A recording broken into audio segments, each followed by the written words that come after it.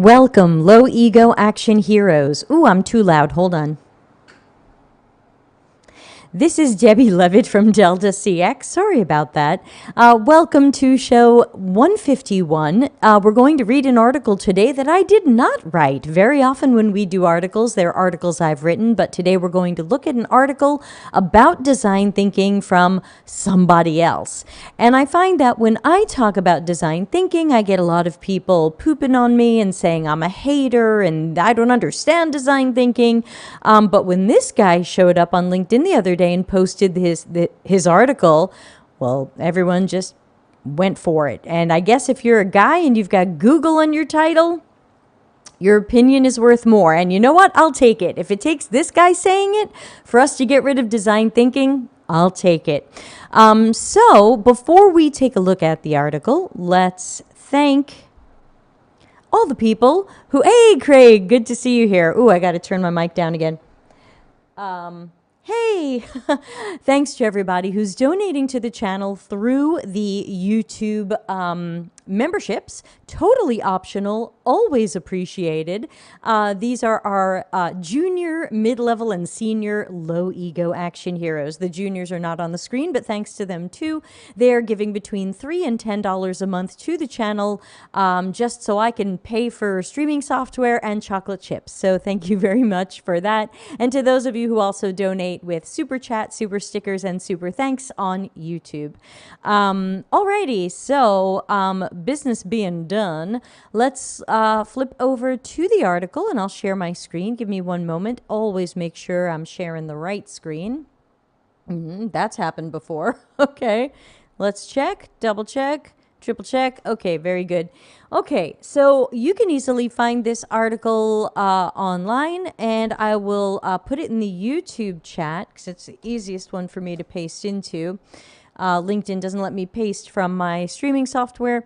So this is by Nick Foster. That's Nick. F as in Frank, Oster. That's not our Dr. Nick. He's Dr. Nick Fine. This is Nick Foster.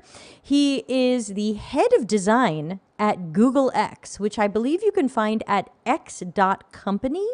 It's either x.company or something like that, and it's really interesting. And for him to be the head of design at a place like that, I think we could listen to him. I think we could hear what he has to say.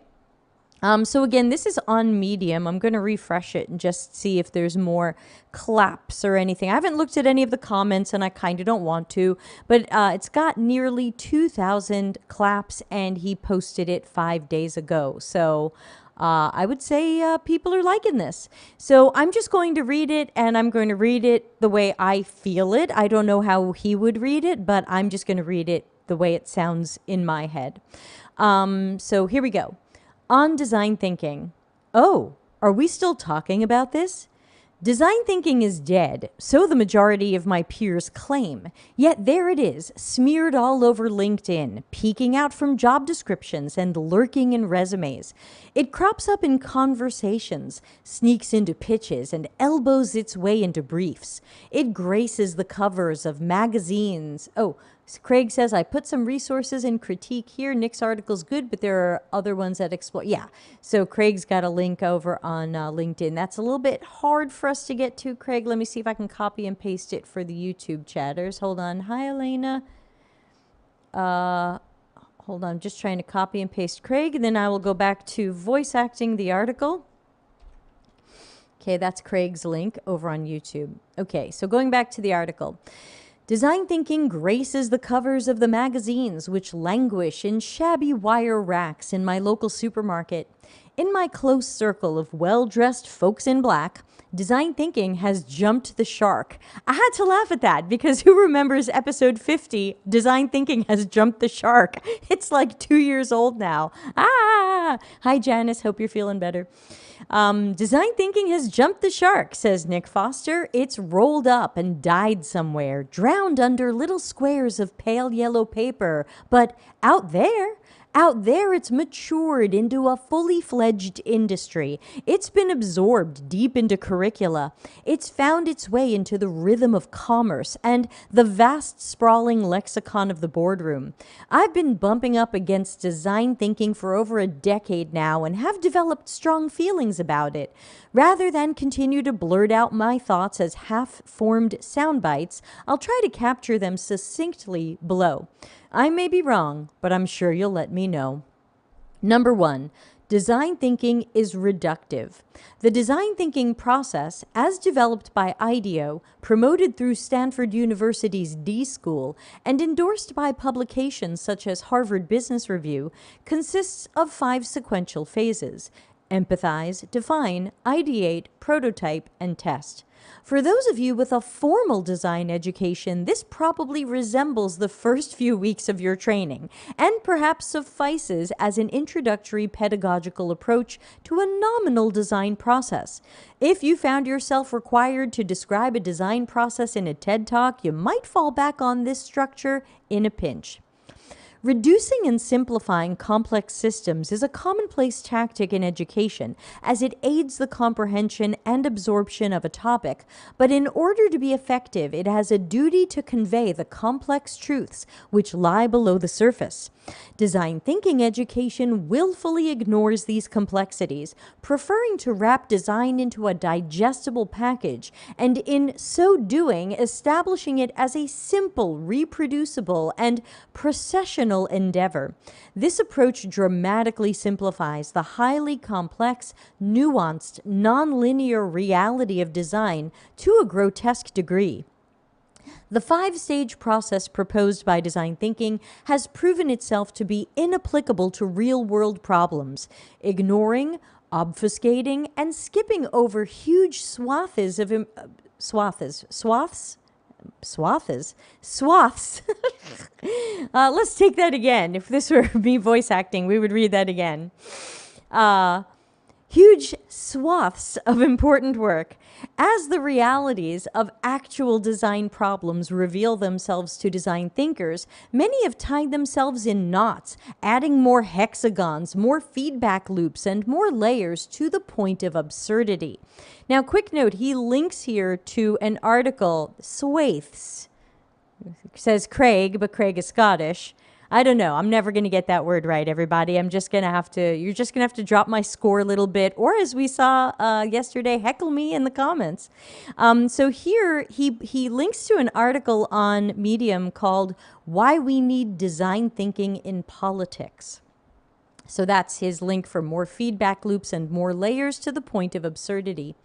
As if to reaffirm the disparity between theory and practice, the D School published a Medium post at the end of 2019 where they announced their intent to teach without any trace of the beloved hexagons, reflecting that design isn't a process, and ostensibly reneging on the core tenet of design thinking as it wrestles to shake the grasp of reality.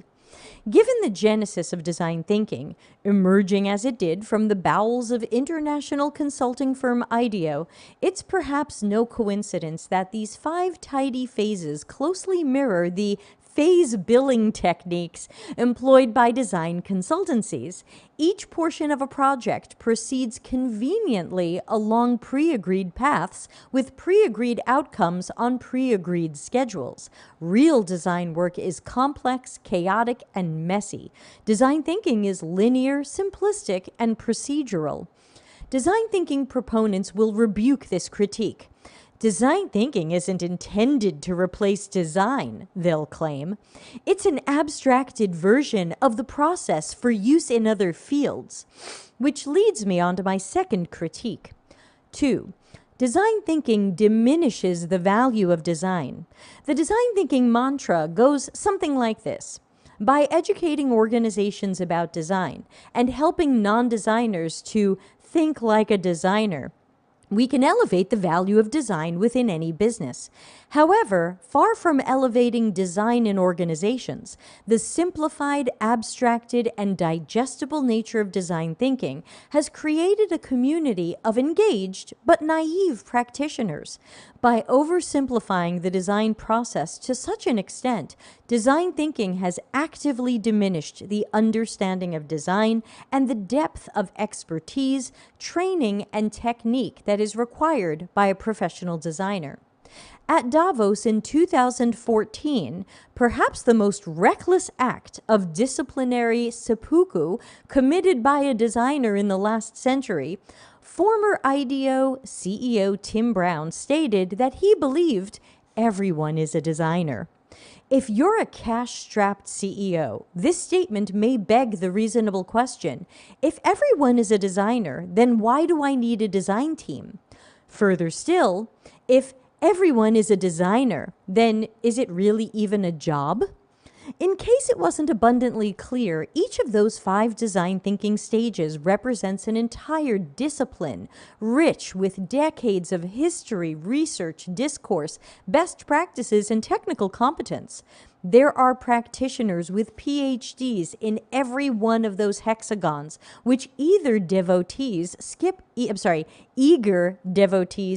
through during their $13,000 boot camps at Stanford.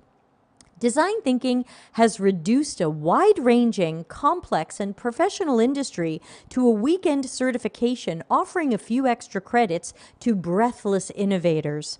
In parallel, design thinking's propensity for playful ideation sessions with jovial warm-up exercises, glue sticks, and Legos don't elevate design as a profession within organizations. Rather, it serves to reaffirm the impression of design as an adolescent pastime, a position from which it has been attempting to escape for decades. Design thinking advocates often tout the benefits of their approach in regards to improving creativity. And perhaps it's true that any forcible change in process leads to new points of view and therefore perhaps creativity. But it's worth being very clear here. Creativity isn't design, just as mathematics isn't economics. Let's take a look at comments for a moment. Craig says, anyone can work on the engine in the workshop when they just think like a mechanic. It's easy. Larry says, if everyone is a designer, why does your design still suck? Yes. Okay, back to the article, continuing from what Nick Foster says. Design thinking offers up such a neatly packaged, curriculum-friendly topic that it has quickly spread through universities, colleges, business training institutes, schools, and even the Girl Scouts. As a result, the approach is increasingly practiced and taught by people with no formal design experience, driving a simplistic attitude to design and serving to further obfuscate the complexities and detail required in any real design work. Proponents of design thinking loudly claim that their practice has elevated design to the C-suite and that design now has a seat at the table. If this is true, which is factually dubious, we must ask, what has been lost during this ascension? So much of the heart and soul of design is missing from the bland, simplistic practices of design thinking that it's barely representative of the practice. Perhaps more concerning is the increased frequency with which design thinking and design have become conflated and viewed as interchangeable. From preschool to post-grad, design education is rapidly becoming design thinking education, being taught by strategists, entrepreneurs, and solutioneers, as opposed to artists, craftspeople, and technicians. Seth says design thinking is less than design doing. Back to the article. This conflation is of grave concern to many in the design community, myself included. In time, we can be sure that the popularity of design thinking will wane amongst the enterprise crowd, being replaced by a new framework, pyramid, or funnel. But if design allows itself to be conflated with design thinking, it risks being drawn down into the wreckage. Design thinking didn't change business at all. Rather, it changed design into business, adopting its language, priorities, and techniques. It sold out design in an attempt to impress those in power, and in so doing, lost its heart. Should read that again.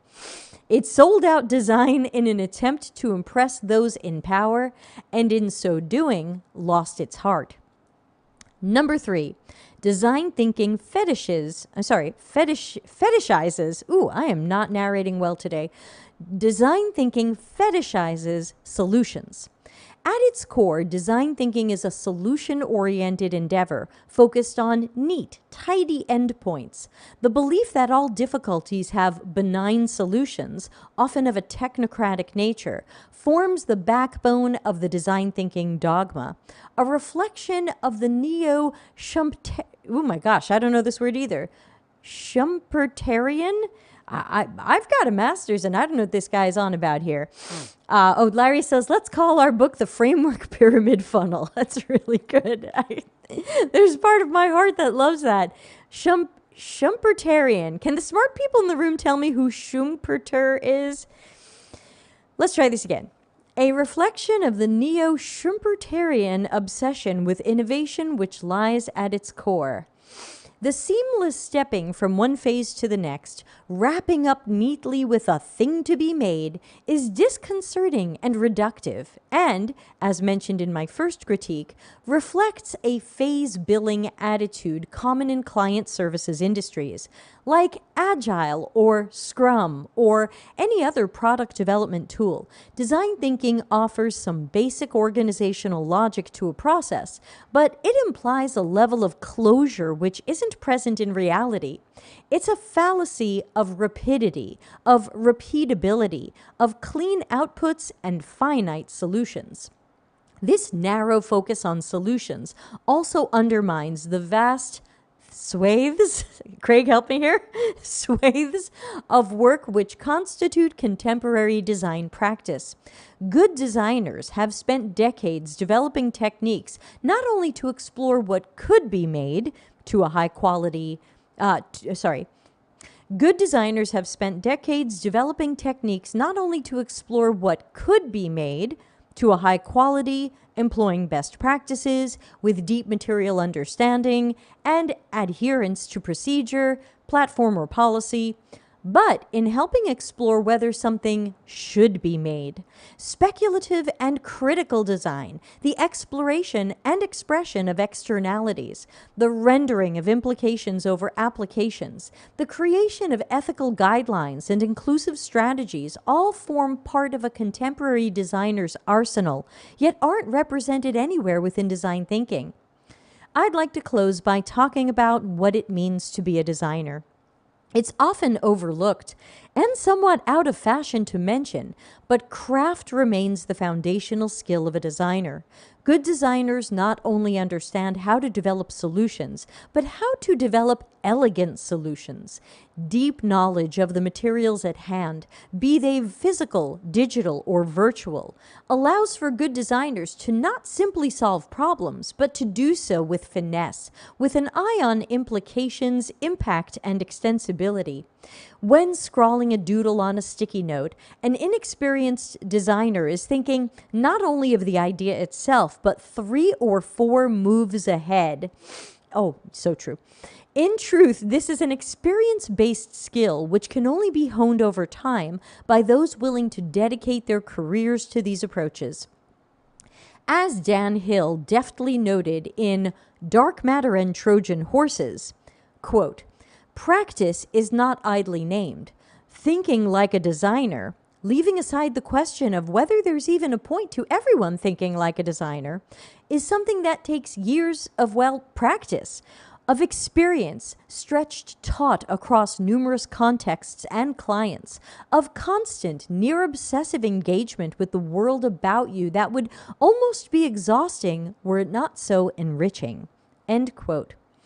Design isn't simply a tool to accelerate innovation or a fun distraction during a stuffy offsite. When deployed correctly, it can help build vision, strategy, and long-term focus at the highest level. It can change the way we see the world, help us understand it, and provide tools to explore and embrace it. It can bring balance and rigor and joy and genuine change to your organization. Design thinking is akin to design viewed from the window of a fast-moving car, a paltry simulacrum of a delicate and nuanced craft. For those seeking a framework for creativity or a means to bring some of the most basic elements of design into enterprise environments, design thinking might suffice. If you want good design work, I suggest hiring designers. Okay, Craig says K-12 design thinking for children from Stanford. Yeah, I have seen that, and again, it's just cottage industry with stuff for sale. I'll paste Craig's link into the YouTube because YouTube blocks links that don't come from me. Seth says Joseph Schumpeter. He was an economist that's widely credited with the theory of growth by innovation, amongst others. Thank you, Seth. Larry says, despite how well this article identifies the fallacies of design thinking, the design thinking cult will perpetuate this BS. Yes, but I'm hoping that Nick, who seems to be well respected, bringing this up is going to keep bringing more attention to this. And the way that I've started saying it to some of the people in my spheres, especially clients and things like that, is I say, look, design thinking is controversial. You know, it's not a given. It's controversial. There's a lot of disagreement about it in the CX and UX world and outside of the CX and UX world. So it's not just a given that everybody does this or thinks this or believes in this or adheres to this. Everything this person said in this article I've said before, but more at the 9th grade reading level. I'm so sorry I stumbled through some of those words today. I thought I had a better vocabulary than I did. What can I say? Seth says the way he is referred to in the article is probably about one of the terms he's known for, creative destruction, which describes how the old is constantly being replaced by the new. Craig says, yep, I keep bringing it up, even if it's uncomfortable. I encourage them to read more widely and make their own minds up.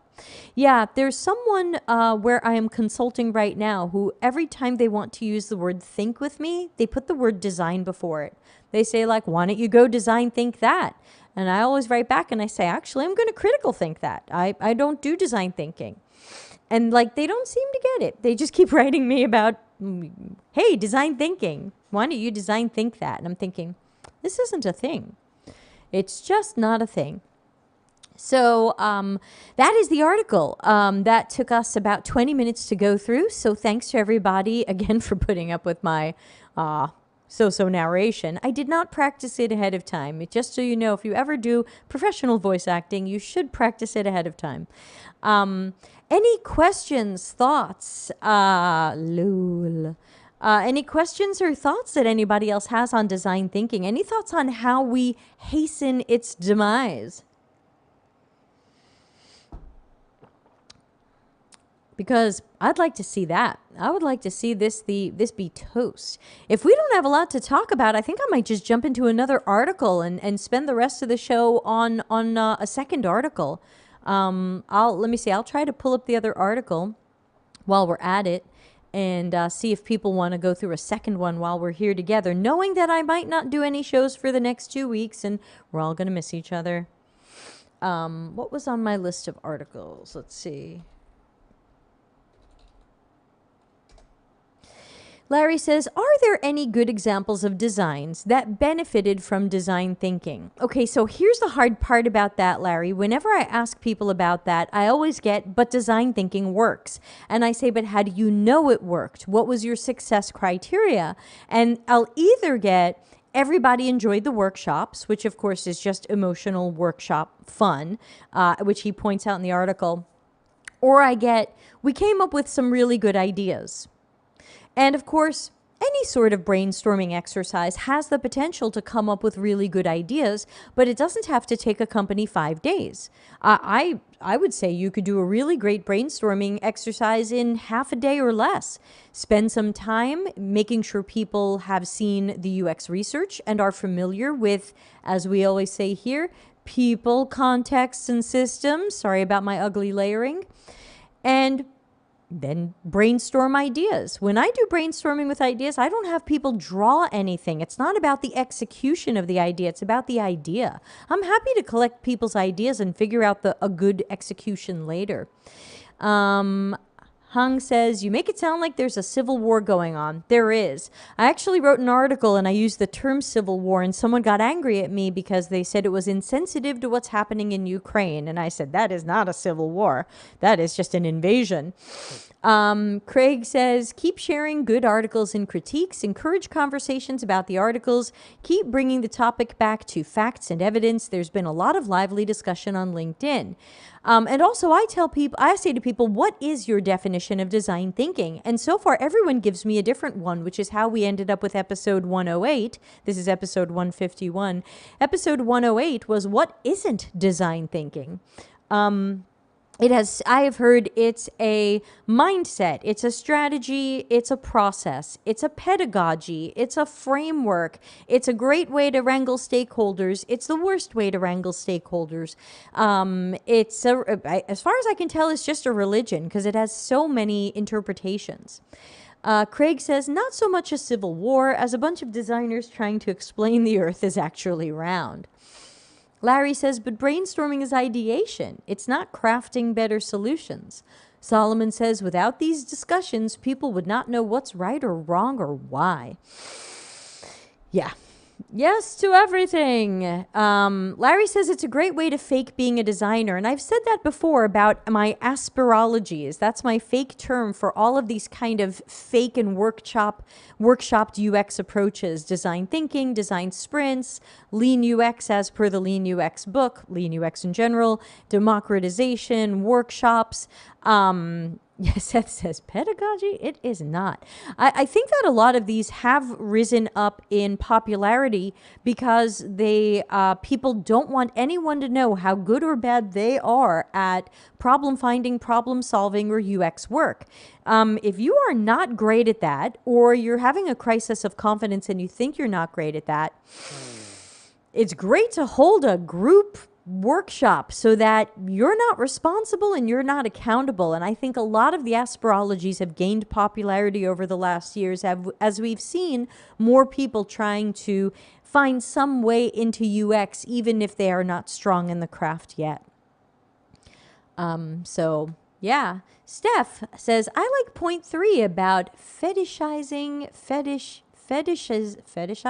Yeah, I think I got that right.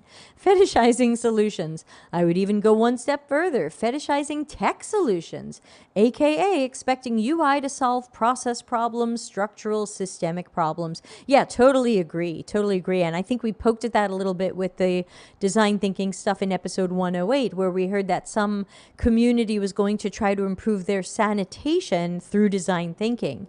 And our point at the end of the show, we laughed at that because it was like, let's go out and look at poop, and we ended up in a bit of a wacky mood. But yes, communities should improve sanitation, but yes, there are ways to do that, and design thinking isn't one of them.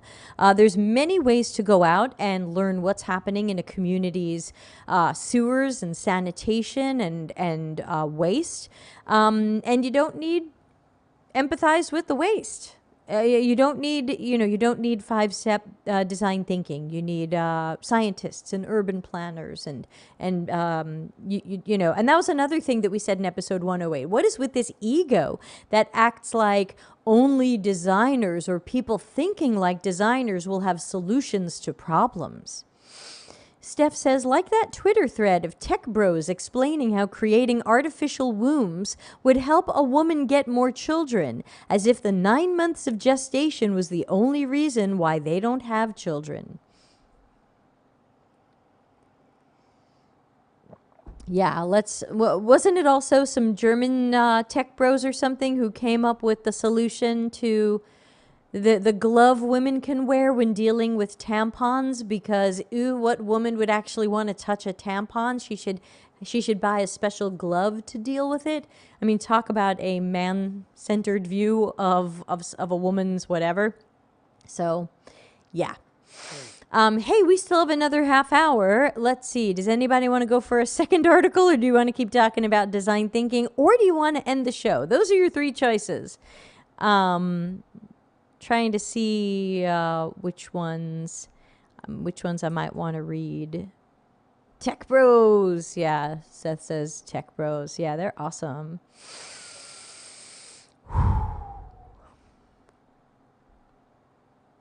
Craig says, I attended a 3-day client workshop once. They asked me for feedback.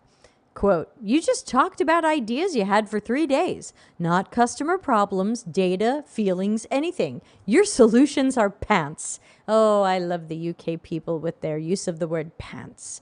Solomon says, I'm here for as long as you are. Well, I'm only here another half hour, and then I got stuff to do because my vacation starts on Friday.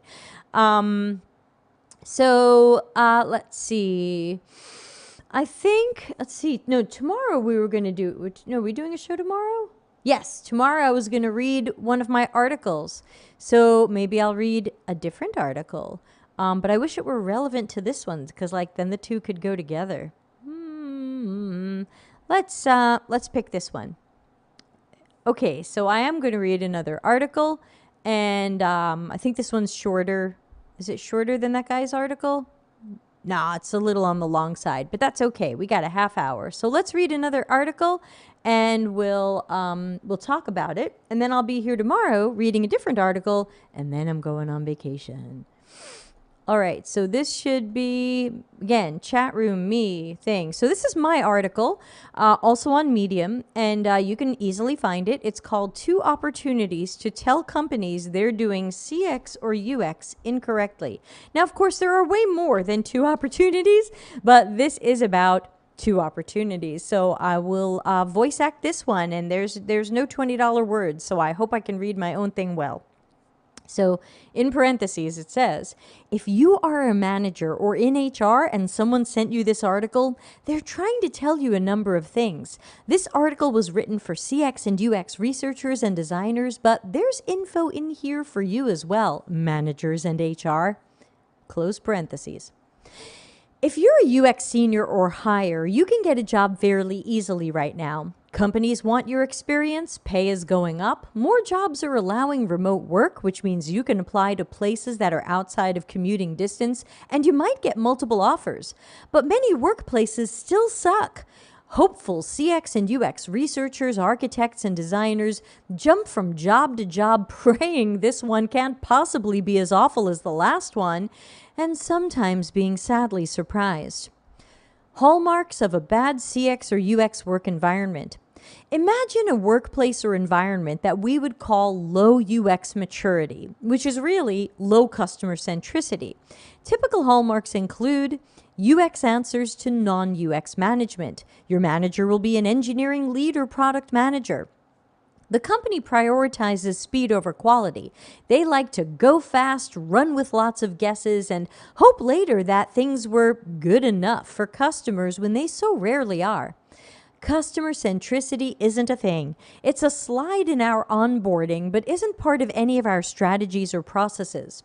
They democratize UX and no other domain, or believe that anybody can do design or research. The candidate will have to go through 4 to 9 interviews. For that job, standards are high, but then to do the same work, we seem to have no standards. They want you to train others how to do your job, but won't open jobs for trained newbies looking for their first chance. They want you to stop your work to train others when the whole problem is that you're overworked and have no time. They believe you can do multiple people's full-time work well. You will plan research, recruit, do the sessions, analyze, synthesize, find insights and opportunities, create personas, do a task analysis, write the content, do the information architecture and interaction design, wireframe and prototype, test and iterate, do the visual design, and hey, maybe you can write code too. Maybe you can also handle Google Analytics and SEO. This is a ticket to Burnout City. How will you juggle these priorities? And when we have 6 to 10 engineers on a team, how will waiting for one person to do UX everything be agile? Engineers don't use the jack of all unicorns team of one person approach. They do workshops, design thinking, or design sprints. They want UX to be as fast and as lean as possible. Lean is supposed to be about recognizing and cutting waste, but some companies think it's an excuse to skimp on anything they feel like skimping on. That's fake lean. Most CX and UX pros don't want to strip UX down. They want to do world-class work well. The job description described CX and UX work, but nobody seems to want that. Research is a few quick surveys or the least research we could imagine doing. Design is not problem solving, it's production design work, prototyping other people's ideas or pre-selected solutions. And the last hallmark that this is a crappy workplace? Poor planning, passed off in job descriptions as ambiguity you're supposed to be happy to deal with. We can clearly see these once we work here. We might not want to stay. If we ask the right questions, we can spot these things during interviews. We might not want the job. John says, I'm currently deciding if I should post this in my internal Teams channel. How soon am I ready to leave my current job? Well, considering your name was on this, John, I'm going to go with no. Unless you're okay with everybody knowing you might leave your job. Okay, back to my article. Tell companies they are doing CX and UX incorrectly. Opportunity number 1. You're a candidate for a CX or UX job, and you can tell from the interviews that this is not somewhere you would want to work. Red flags, warning signs, and hallmarks abound. You decide to drop out of the interview process or decline an offer. Tell them why you are saying no. Tell them why you're dropping out during the interview process. Tell them what you saw that demonstrated that this company is unlikely to utilize you or your role correctly. Tell them. Don't just say you will continue with other offers. Tell them what you saw or heard that told you you don't want to work there. Oh, Craig is reading ahead. You're a Joe Jackson fan. Awesome. Craig, you're reading ahead. Opportunity number 2. You already work there. You see the hallmarks. You tried to create change, but everybody's having too much fun workshopping guesses, minimizing your job, and releasing garbage to customers. You've decided to quit. Tell them why you were leaving. Do the exit interview. If they won't give you one, write a long email to HR and your manager explaining why you're leaving. Tell them. Tell them about the times your manager announced that your job was easy and anybody could do it with little or no training, and let's start having everybody do your job. Tell your manager and HR how that sends a clear message to you and everybody else that your experience and specialty aren't needed or respected here. Tell them how you don't want to decide the customer experience by a vote in a brainstorming workshop, especially ones where the problem wasn't really a problem, or we were guessing solutions around guest problems or user behaviors. Tell your manager and HR how it makes no sense to have gone through multiple interviews and possibly a work challenge to learn later that this company thinks anybody can easily do your job. Well, then why bother with all these interviews and a work challenge? Either we have standards for this work or we don't. Hi, Manuel. Hung says, huge difference between ambiguity in the product space, user base, or marketplace versus ambiguity in internal processes and role delineation. Yes, love it. Love our critical thinkers here. Okay, back to my article. When we're not honest with managers or HR, especially on the way out, they make up stories about us and ignore workplace flaws. Many CX and UX workers and leaders rarely tell their manager or HR why they're leaving. The truth, not the polished version. They'll say, I got a better offer somewhere else. But they don't go into depth on why you were looking for another job or entertaining other offers.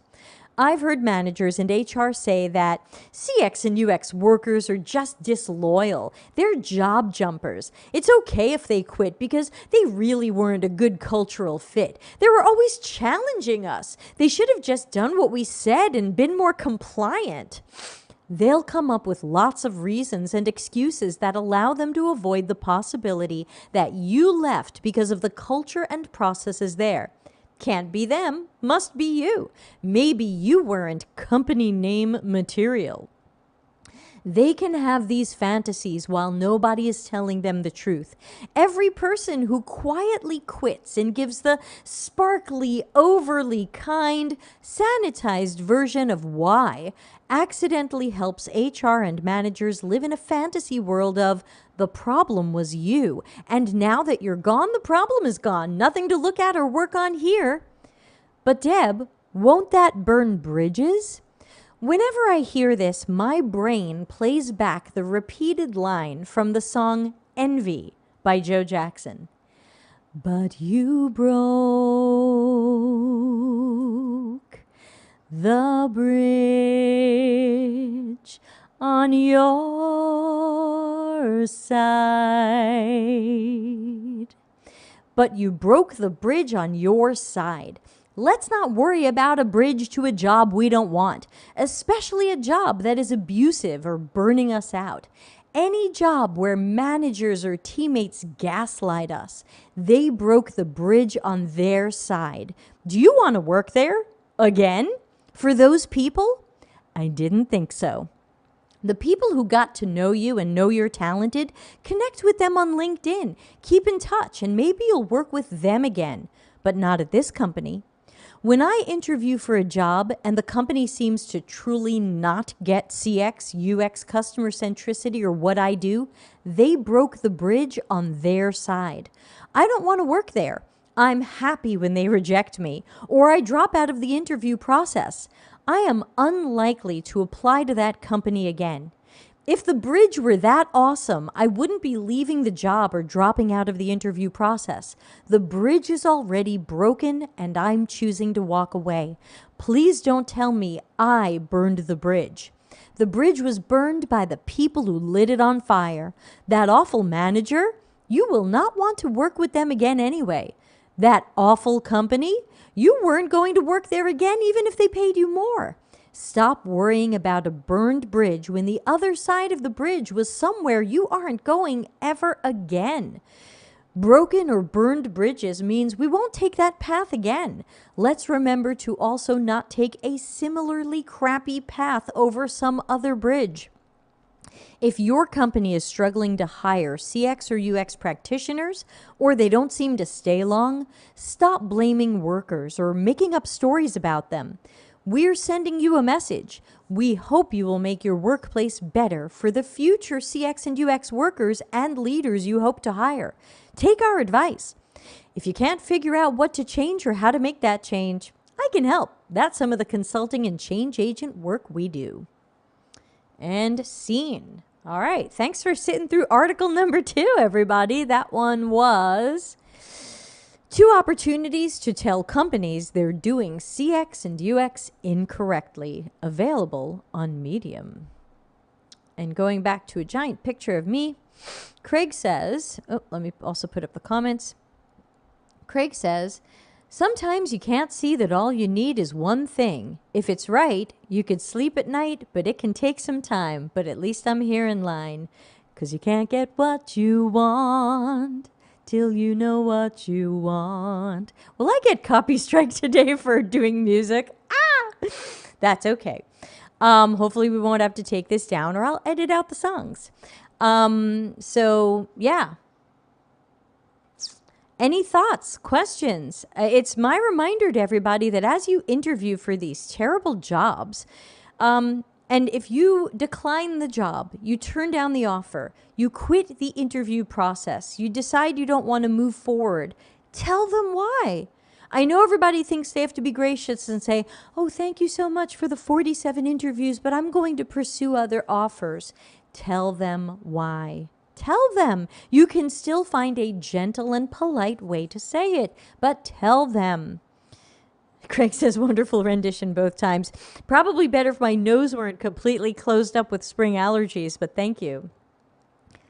Boom, boom, boom. So, yeah, I think it's our opportunity. I always like to try to leave a place better than I found it, even if that's just in an interview process. And you can be sure that when I have left companies early, I have told them why, even when they weren't asking. I quit a company in 2014 and I said, how long is the exit interview usually? And they said 30 minutes. And I said, great, let's book 2 hours. And the HR person was like, what?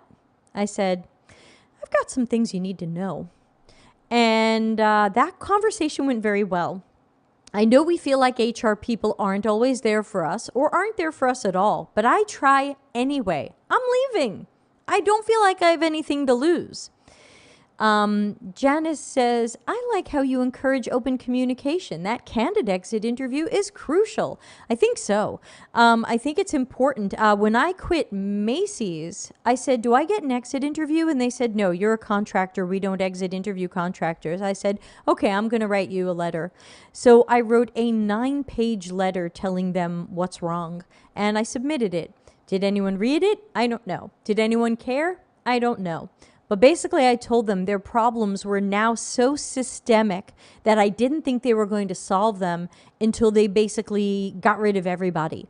You know, like the Phoenix, you know, like they would have to burn down the entire UX department and its bad leadership, because it was really the bad leadership. The people in the department were lovely. The new leadership was terrible. I said, you'd have to get rid of all of these leaders and you'd have to burn a lot down to rebuild it. And a few months after I quit, they actually fired the entire building. It was like 800 people, not just UX. It was 800 people in that building, all these tech workers, because they wanted to move it somewhere cheaper. Craig says, no amount of money is worth being unhappy and closed off from doing work in the right way. Leaving is often the route, you might say, to a way better place. If I'm not enjoying it, I leave. Steph says, I did that, the exit email. I later learned that the toxic manager just said to everyone I was really mean. I wasn't. I told them why I left and how to improve. But, well, people. Oh, yeah. I mean, the thing that I always remind people and sometimes write into letters, I say, hey, look, if it's just me, if I am some bad worker or I'm the problem, then good news. The problem is fixed when I'm gone. But if the problem isn't fixed after I'm gone, anybody want to set off the Debbie thinking emoji? If the problem isn't fixed after I'm gone, it might not be me. Boing. So yeah, it could be Deb is mean, Deb is too bold, Deb is this. Go ahead, make a list of adjectives for me. Have fun. Go, open up your Mad Libs. But if when I leave, things don't get better, it wasn't me. John says, I removed myself from an interview process recently when they told me this was the first designer role and they already have 3 apps. When asked, they said the devs did the design of those 3 apps. Yeah, John, that's totally acceptable. If you don't want to go into that environment, you don't have to. Someone else will go into that environment and say, I'm a designer who likes to fix broken things. You've been doing it wrong, but now you're going to do it right now that I'm here. If I were in that interview, I would say, are you open to changing your processes so that developers never design anything ever again? And if they go, well, sometimes the developers will design, I'll go, well, then I'm out. If they go, yeah, it wasn't good that they designed it, we really want to change, and I'll say, but are you open to change, and do I have the authority to make that change? Will you give me the power to make that change? Will you give me the power to hire more designers so the developers don't do the design? So these are the things that I'm asking. But again, John, you've got standards. Everyone should have standards. We have standards for everything in life. We have standards for pizza. You can all think of a pizza place you're not going back to because it does not meet your standards. We have standards for people we date. Y'all can think of someone you stopped dating because they didn't meet your standards. We've got standards for jobs and work environments and coworker experiences. John says, yeah, I asked that and they said I would be assigned to a new app. Okay, well, again, depending upon what you're into, that could be a job worth taking or it could be a job you want to run from. I totally support either direction on that. I just think as long as we know what we're getting into, we can then make an informed decision about whether or not we want to work in that environment. Without knowing, I find a lot of people aren't asking these questions. So, John, you're winning just by asking the questions. If we don't ask these questions, I can't tell you how many people write to me privately or come to Tuesday office hours and say, I started this job and I can't believe we're not doing any research. And I go, didn't you ask during any of the 4,000 interviews you had how we do research here? That's not your fault, but you can take control of that by asking. Inaki says, why job specs look so hard like they're doing lots of research and the reality is they're not? I don't know, but these are things we can ask during interviews. You don't have to accept that job until you have your questions answered. If you're interviewing and they say, we don't have time to take your questions right now, if you make it to the next interview, you ask, can we please make sure that we leave some time for my questions? Because I do have a few. And if they don't, you might want to leave the process. Make sure you're getting your questions answered. If they're, how do we do research here? Do engineers wait for research? Do engineers wait for design? Do product managers design things? You know, how are workshops utilized? You know, all of these questions are good questions. John says, Iñaki, I have yet to find a job where the day-to-day was harder than the hiring process. Oh, unfortunately true. And I'm giving you hearts for the broken heart of that truth. Ouch. Too true. Yeah. So anyway, let's just take a quick look. By the way, won't you please subscribe to the YouTube channel? We have so much fun here. And won't you please tell people about it? Share it to social media. Tell some of your friends, coworkers, and managers, because we are still shadow banned. And so I need all the help I can get to keep growing organically, which has been going really well. We're getting about 10 new subscribers a day, which I'm really excited about. It's, you know, to some, it's a small number, and to me, it's a big number. So I'm really excited. So yes, please do keep telling people about the channel. If you have any questions about the channel, those are usually answered here at deltacx.com/links. We've got the show schedule, which I sometimes change last minute. We've got how to send questions in and other things in, so check that out. Let's take a look at the show schedule and talk about things. Tomorrow, I'm going to read another article about how UX professionals need UX managers. Sounds obvious, but hands up, how many people have had a UX job where your manager has never worked in UX before? Everyone who comes to Tuesday office hours. Hung says, how did you get shadow banned? What did you do? I honestly don't know. I have a hypothesis, but I think it's because I'm against design thinking and design sprints. Imagine how the YouTube algorithm works. Imagine all of these videos that are about design thinking and design sprints. They have hundreds of thousands of views. They're clearly the popular view on a topic. Now, take what I'm saying. Google's algorithm is smart enough to understand I'm saying the opposite of what those videos say. I'm saying don't do that. I'm saying that's garbage. I'm saying that's bull. So YouTube feeds people the echo chamber. And they assume that if there's 210,000 people who love this video and Debbie's still kind of small and up and coming and 300 people like her video, that must be the good view. That must be the popular view. Feed more of that into the system. So I think I am like the alt-right-wing version of UX content, which is really frustrating because I believe we've got high-quality content and do lots of critical thinking. So that's what I think. I did ask YouTube about it, and they claimed there's no such thing as shadow banning and that I really just need to use more hashtags. And I said, boy, am I sorry I asked. Plink. So, thanks, Inaki. But if you put in Delta CX in the YouTube search, I do come up. But if you put up some of my topics into search, you typically don't get my videos. And even some of my videos that have performed well, you'll actually get videos that have fewer views than mine. So I don't think that's an accident. So we're just going to keep being ourselves and doing our things and not worry about hashtags and clickbaiting. Hello, Heather.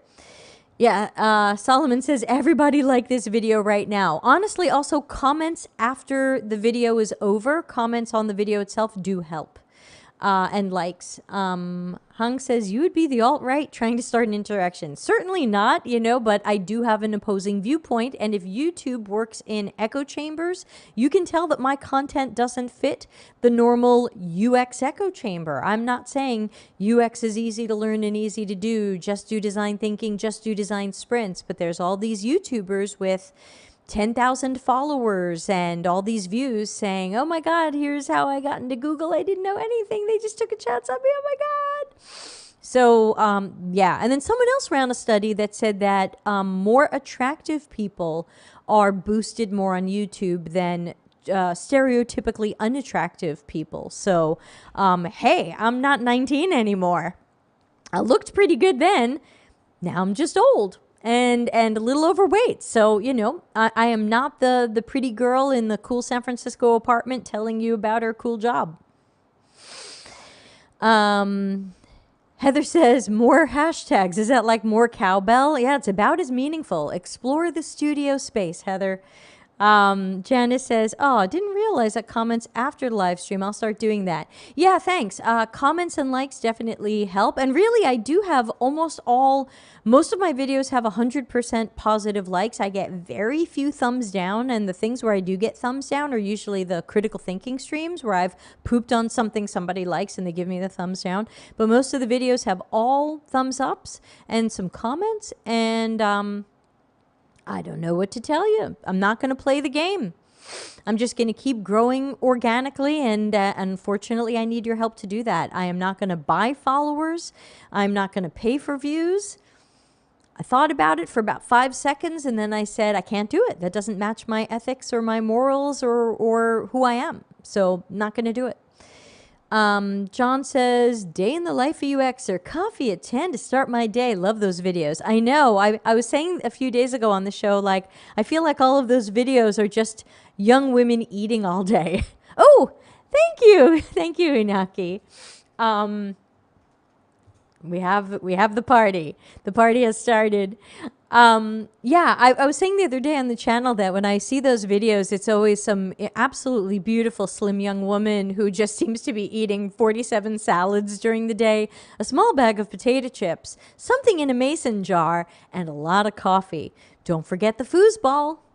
Look, I worked in San Francisco for 7 years. I've had the foosball. I've had the coffee. I've had the whatever. Didn't make the job any better.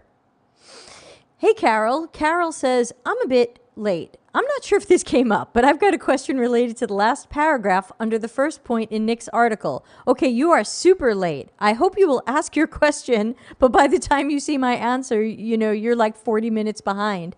Someone help me. Carol. Carol is going to be asking a question I'm never going to see. The show's going to end and Carol's question's going to come up. I'm going to have to say... We're 40. Let's see if I can get into my own stream. Oh, I can't get into my own stream? Weird. Anyway, if anyone's in the LinkedIn stream and up to date, please tell Carol to ask that question now, because we're about to shut this show down.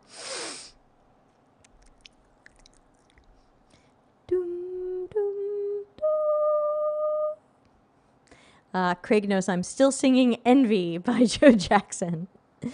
Carol says, could design thinking be valuable? Nope, I can stop you right there. Nope. Could design thinking be a valuable first step in organizations whose maturity is low? Absolutely not. You will make it lower. Please read that guy's article again or listen to me read it, because to me, there is never a reason to do design thinking. It wouldn't make sense to say, look, I really want you to try this amazing Italian pizza near where I live, but first I'm going to start you on American supermarket microwave pizza. Not the same thing. Not even close. Design thinking. Oops, sorry, excited dog. Olivia, come here. Design thinking is the supermarket microwave pizza of pizza. So no, Carol, I would say no. If an organization is low maturity, we need to help them understand the value of customer centricity and how that gives us business intelligence and risk mitigation. They don't want to hear about the value of design. They don't want to hear, don't you just care about customers? And they don't want to hear, let's all have empathy. Design thinking is not going to help, and it's going to muddy things because people are going to think, this is it. This is how you do things. Design just takes a few days with everybody in a room together.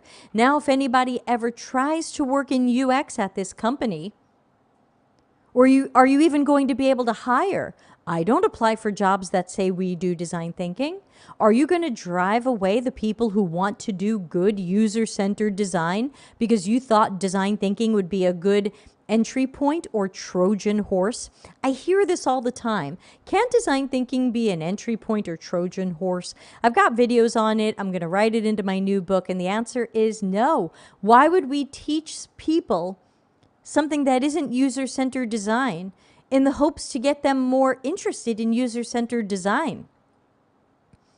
It just doesn't make sense when we apply our critical thinking. So ask yourself some of those tough questions. Ask yourself some of those possible outcome questions.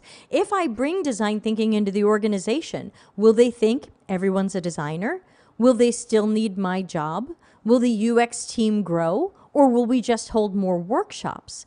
These are the problems a lot of people are facing, and I'm getting a lot more behind the scenes secret messages from people saying, we brought in design thinking it would make us more customer centric, or people would care about design or understand UX, and it's made it worse. What do we do? So I'm telling people, there's no reason to use design thinking. I don't use design thinking. I don't need design thinking. I have the full access to the full process of what design thinking was based on. Also, please look up my article. Heather says, oh my goodness, I'm so glad I found you. I've been thinking design thinking is BS since I started my boot camp. It feels like busy work. I think so. And especially when I see we taught kindergartners design thinking. They're great design thinkers. And I'm thinking, and then you're going to tell me that's what I do? I'm always amazed when design thinking says, you can do what the best designers do. Now, again, I might not be the best designer, but I'm pretty good. And I don't think you can bottle who I am and what I do.